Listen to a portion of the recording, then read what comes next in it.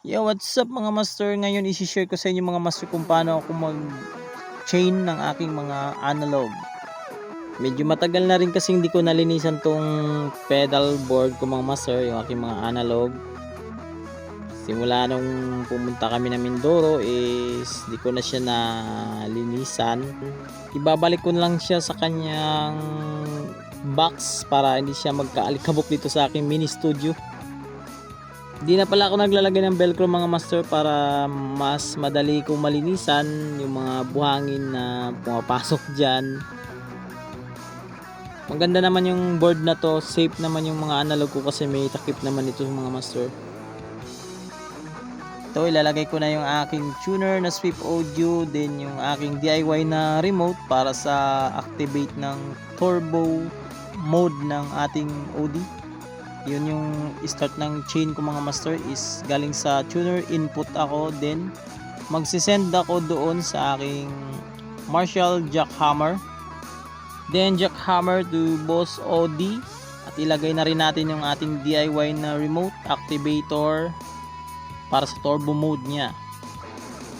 And then galing sa ating Boss OD is magre-return siya doon sa ating noise suppressor.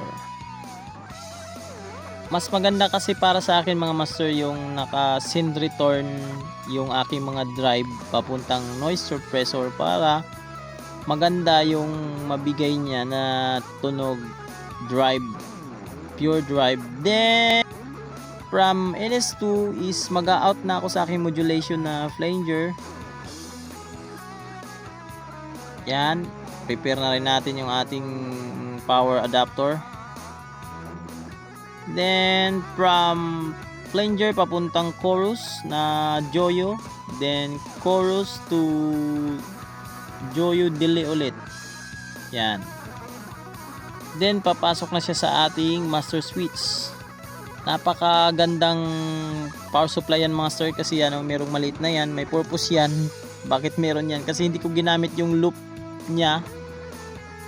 Hindi ko kasi nilagyan ng jack yung ano niyan, loop is hindi yan magpa-function. Yan, lagyan na natin yung ating DC chain wire. At never pa ako nagka-problema dyan master sa kanyang supply sa kuryente.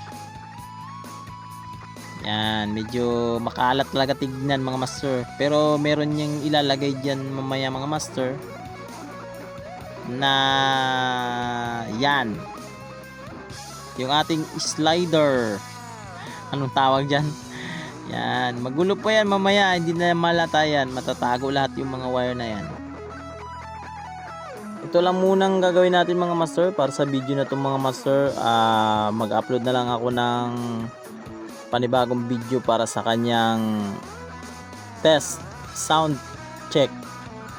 Yun lang mga master, peace out.